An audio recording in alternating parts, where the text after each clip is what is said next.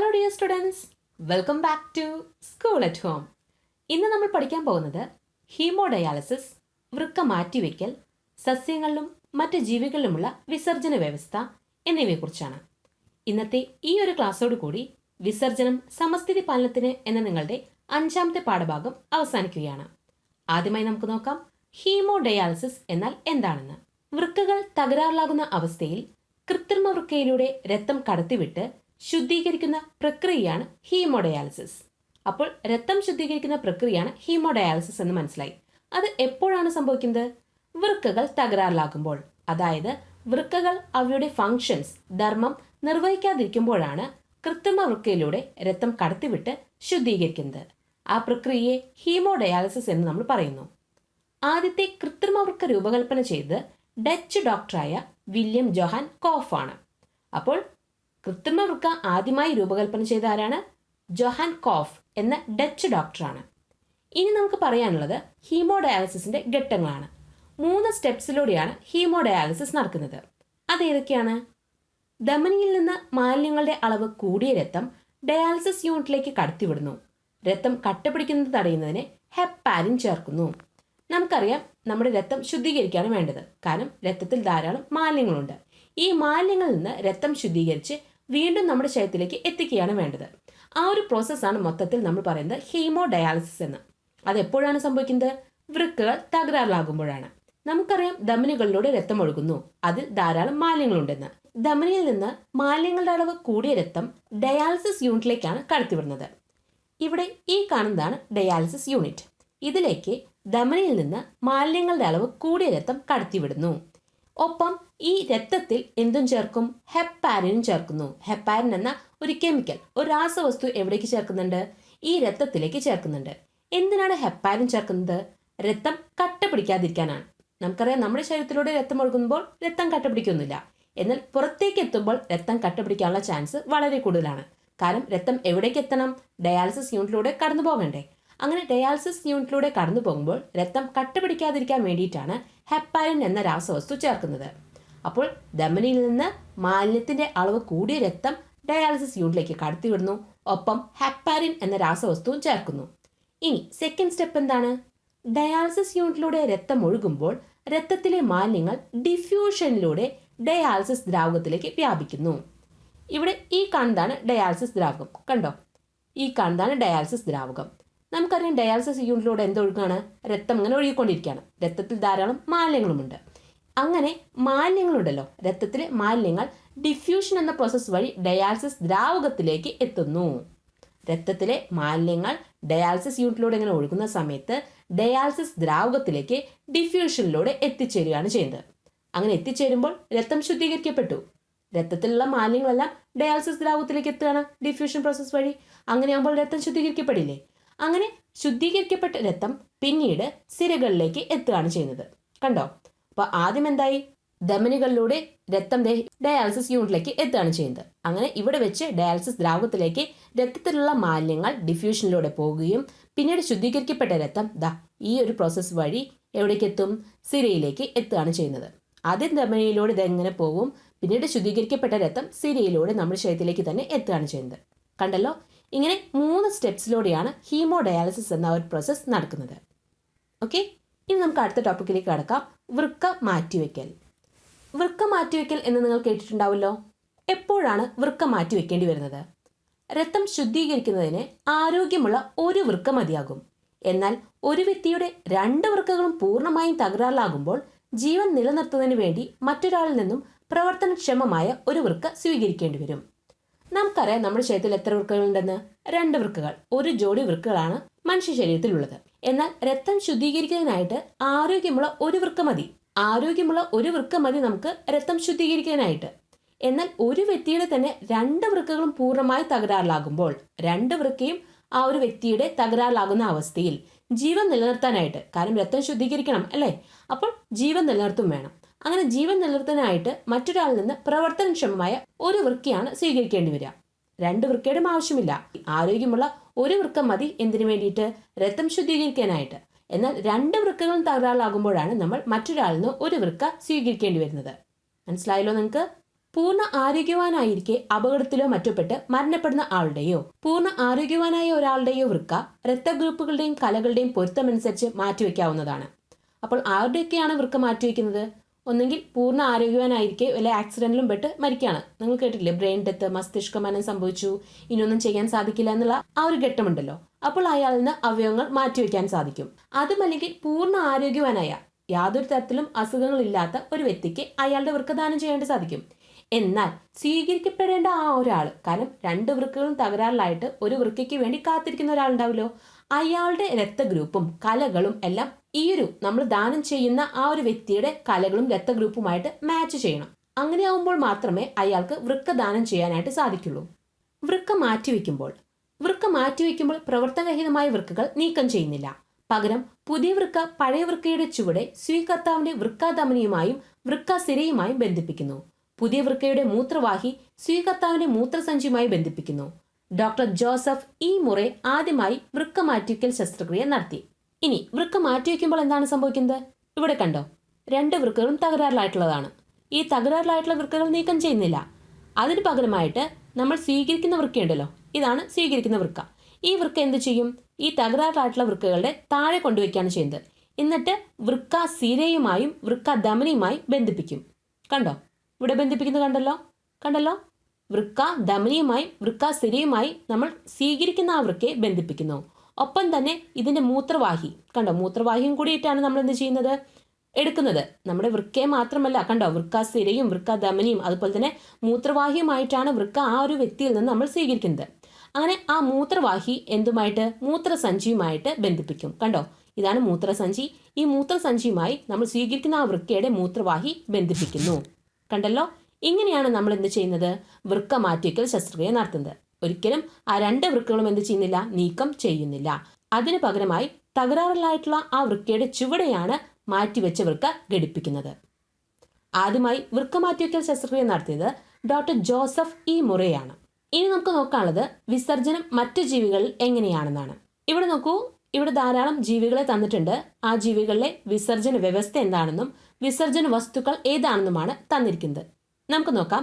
ആദ്യമായി അമീബയ്ക്ക് പ്രത്യേക വിസർജനാവയവങ്ങളൊന്നും തന്നെയില്ല. അമോണിയ, കോശത്തിൽ അധികമായെത്തുന്ന ജലം എന്നിവ സങ്കോച ഫേനങ്ങൾ വഴിയാണ് പുറന്തള്ളുന്നത്.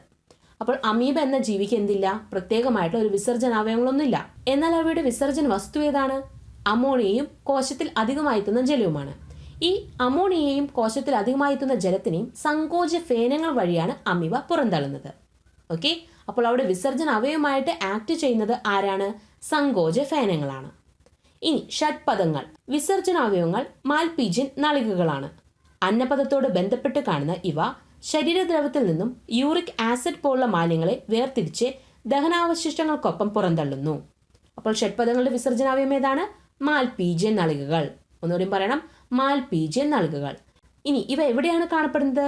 അന്നപദത്തോട് ബന്ധപ്പെട്ട് കാണുന്നതാണ് മാൽപീജിയൻ നളികകൾ. ഇത് ഏത് വിസർജ്ജ വസ്തുക്കളെയാണ് പുറന്തള്ളുന്നത്? യൂറിക് ആസിഡ് പോലുള്ള മാലിന്യങ്ങളെയും ഒപ്പം ദഹനാവശിഷ്ടങ്ങളെയുമാണ് ഈ ഒരു മാൽപീജിയൻ നളികകൾ പുറന്തള്ളുന്നത്. അപ്പോൾ ഷഡ്പദങ്ങളുടെ വിസർജനാവയം മാൽപീജിയൻ നളികകളാണ്. ഇവ അന്നപദത്തോട് ചേർന്നാണ് കാണപ്പെടുന്നത്. യൂറിക് ആസിഡും മറ്റ് ദഹനാവശിഷ്ടങ്ങളും പുറന്തള്ളുന്നത് മാൽപീജിയൻ നളികകളാണ്. മറ്റൊരു ജീവിയാണ് മണ്ണിര. നെഫ്രീഡികളാണ് വിസർജനാവയവം. ശരീര അറയിൽ നിന്നും യൂറിയ, അമോണിയ, ജലം തുടങ്ങിയ വിസർജ്ജ വസ്തുക്കൾ വേർതിരിച്ച് ശരീരോപരിതലത്തിലെ സുഷിരങ്ങൾ വഴി പുറന്തള്ളുന്നു. മണ്ണിരയുടെ വിസർജനാവയവം നെഫ്രീഡിയാണ്. അവിടെ വിസർജ്ജ വസ്തുക്കൾ ഏതൊക്കെയാണ്? യൂറിയ, അമോണിയ, ജലം, മറ്റ് വിസർജ്ജ വസ്തുക്കളും. ഇത് ചെറിയ സുഷിരങ്ങൾ വഴിയാണ് പുറന്തള്ളുന്നത്. അതാണ് ഈ നെഫ്രീഡിയ എന്ന് പറയുന്നത്. ഓക്കെ, ഇനി നമുക്ക് പഠിക്കാനുള്ള മറ്റൊരു ജീവിയാണ് മത്സ്യങ്ങൾ.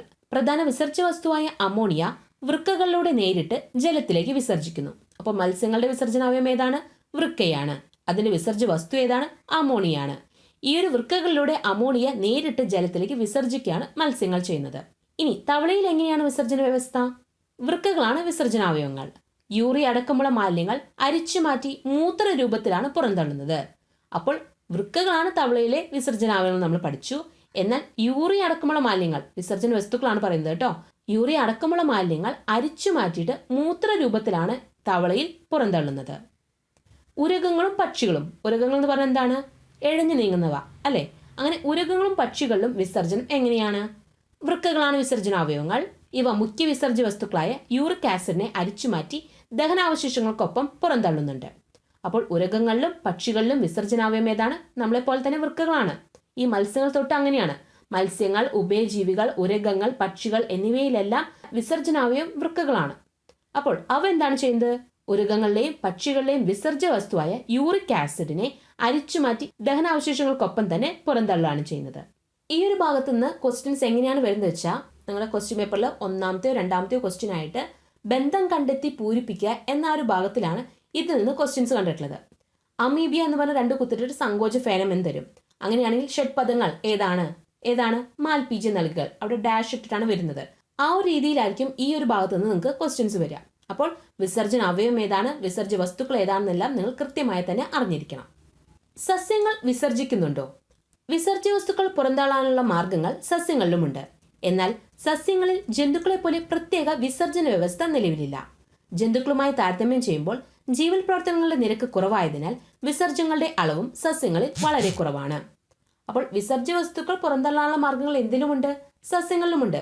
എന്നാൽ വലിയൊരു വിസർജന വ്യവസ്ഥ മനുഷ്യരിലും ജന്തുക്കളിലുമുള്ള പോലെ സസ്യങ്ങളിലില്ല. എന്നാൽ വിസർജന വസ്തുക്കളും വിസർജന അവയവങ്ങളും ആർക്കുണ്ട്?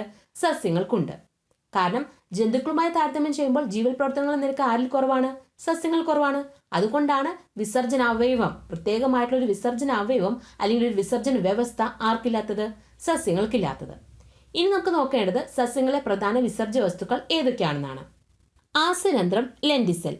പ്രകാശ സംശ്ലേഷണത്തിന്റെ ഉപോൽപ്പന്നമായ ഓക്സിജൻ ശ്വസനത്തിന്റെ ഉപോൽപ്പന്നങ്ങളായ കാർബൺ ഡയോക്സൈഡ്, ജലം എന്നിവ പുറന്തള്ളുന്നു.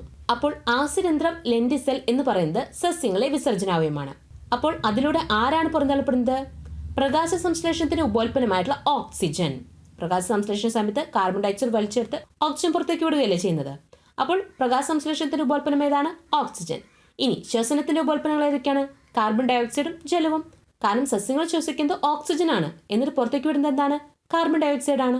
അപ്പോൾ കാർബൺ ഡയോക്സൈഡും ജലവും ശ്വസനത്തിന്റെ ഫലമായി, സസ്യങ്ങളിൽ ശ്വസനത്തിന്റെ ഫലമായി ഉണ്ടാകുന്ന ഉപോൽപ്പന്നങ്ങളാണ്. ഈ ഉണ്ടാകുന്ന ഓക്സിജനും കാർബൺ ഡയോക്സൈഡും ജലവും ആസ്യരന്ധ്രവും ലെന്റിസെല്ലും വഴിയാണ് സസ്യങ്ങൾ പുറത്തുവിടുന്നത്. ഇനി മറ്റൊരു വിസർജനാവയവമാണ് ഹൈഡത്തോഡ്. പുൽവർഗ സസ്യങ്ങളിലും ചില കുറ്റിച്ചെടികളിലും ഇലയുടെ അഗ്രഭാഗത്തുള്ള സുഷിരങ്ങളായ ഹൈഡത്തോഡുകളിൽ കൂടി അധിക ജലം പുറന്തള്ളുന്നു. ഈ സസ്യങ്ങളിലുള്ള അധിക ജലം പുറന്തള്ളപ്പെടുന്നത് ഹൈഡത്തോഡ് എന്ന ആ ഒരു ഭാഗത്തിലൂടെയാണ്.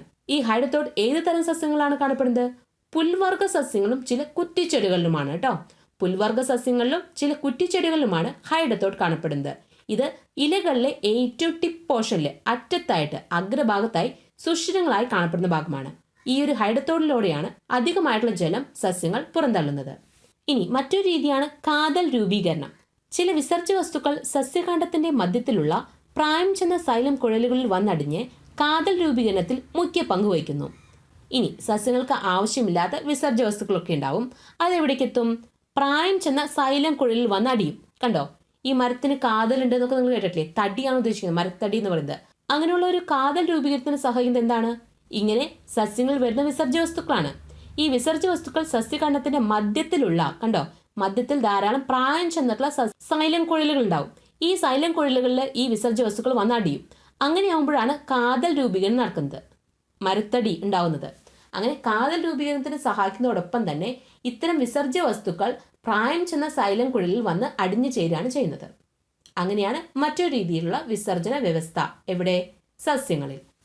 ഇനി ഇല കൊഴിയൽ. ഇലകൾ വളർച്ചയെത്തി കൊഴിയാറാകുമ്പോൾ തന്നെ സസ്യങ്ങൾ ആവശ്യമായ ഘടകങ്ങൾ അവയിൽ നിന്ന് തിരിച്ചെടുക്കുന്നു. കൊഴിയുന്ന ഇലയിൽ വിസർജ്യ വസ്തുക്കളാണ് കൂടുതലായി ഉണ്ടാവുക. കണ്ടോ, ഇല കൊഴിഞ്ഞു പോയില്ലേ? മഞ്ഞ കളറെല്ലാമായിട്ട് ഇല കൊഴിഞ്ഞു പോകും. അങ്ങനെ ഇല കൊഴിഞ്ഞു പോകുന്ന ആ സമയത്ത് ആ ഒരു ഇലയിൽ നിന്നും സസ്യങ്ങൾക്ക് ആവശ്യമായിട്ടുള്ള എല്ലാ വസ്തുക്കളും ഈ സസ്യം തന്നെ തിരിച്ചെടുക്കുന്നുണ്ട്. എന്നിട്ടോ വിസർജ്യ വസ്തുക്കളാണ് കൊഴിഞ്ഞു പോകുന്ന ആ ഒരു ഇലയിൽ ഉണ്ടാകുന്നത്. അപ്പോൾ വിസർജ്യ വസ്തുക്കളെല്ലാം കൊഴിഞ്ഞു പോകുന്ന ഇലയിൽ ഉണ്ടാവുകയും ചെയ്യും. ആ ഒരു കൊഴിഞ്ഞു പോകാനുള്ള ആ ഒരു ഇലയിൽ നിന്ന് ആവശ്യമുള്ള ഘടകങ്ങളെല്ലാം സസ്യങ്ങൾ തിരിച്ചെടുക്കുകയും ചെയ്യുന്നു. ഇങ്ങനെയാണ് സസ്യങ്ങളിലെ വിസർജനം നടക്കുന്നത്. ആരോഗ്യകരമായ ജീവിതത്തിന് ബാഹ്യപരിസ്ഥിതിയും ആന്തരപരിസ്ഥിതിയും മാലിന്യമുക്തമാക്കേണ്ടത് അനിവാര്യമാണ്. നമ്മുടെ ബാഹ്യപരിസരം മാലിന്യമുക്തമാക്കി സൂക്ഷിക്കുന്നതിനുള്ള ഉത്തരവാദിത്തം നമുക്ക് ഓരോരുത്തർക്കും ഉള്ളതാണ്. വിസർജന പ്രക്രിയയിലൂടെ ശരീരം ആന്തരപരിസരം മാലിന്യമുക്തമാക്കി സംരക്ഷിക്കുന്നു. ഇതിന് കരൾ, വൃക്ക, ത്വക്ക്, ശ്വാസകോശം തുടങ്ങിയ അവയവങ്ങൾ വഹിക്കുന്ന പങ്ക് നമുക്ക് കൂടുതലായിട്ടും വ്യക്തമായി ഈ ഒരു ചാപ്റ്ററിലൂടെ. അപ്പോൾ വിസർജന പ്രക്രിയയിലൂടെ ശരീരം ആന്തരപരിസരം മാലിന്യമുക്തമാക്കുന്നുണ്ടെന്ന് നമ്മൾ പഠിച്ചു അല്ലേ? അതിന് സഹായിക്കുന്ന അവയവങ്ങൾ ഏതൊക്കെയാണ്? കരൾ, വൃക്ക, ത്വക്ക്, ശ്വാസകോശമാണ്. അപ്പോൾ ബാഹ്യ പരിസ്ഥിതിയും ആന്തര പരിസ്ഥിതിയും മാലിന്യമുക്തമാക്കേണ്ട ആ ഒരു ആവശ്യകതയെ പറ്റിയാണ് നമ്മൾ ഈ ഒരു ചാപ്റ്ററിൽ ഡിസ്കസ് ചെയ്തത്. ഇന്നത്തെ ക്ലാസ്സിൽ നമ്മൾ ഡിസ്കസ് ചെയ്തത് ഹീമോഡയാലിസിസ്, വൃക്ക മാറ്റിവെക്കൽ, മറ്റു ജീവികളും സസ്യങ്ങളിലുമുള്ള വിസർജന വ്യവസ്ഥ എന്നിവയെക്കുറിച്ചായിരുന്നു. ഇന്നത്തെ ക്ലാസ് എല്ലാവർക്കും മനസ്സിലായെന്ന് വിചാരിക്കുന്നു. നിങ്ങൾ ആദ്യമായിട്ടാണ് ഈ ഒരു ചാനൽ കാണുന്നതെങ്കിൽ സബ്സ്ക്രൈബ് ചെയ്യാൻ മറക്കരുത്. Please subscribe my channel and share it. Thank you.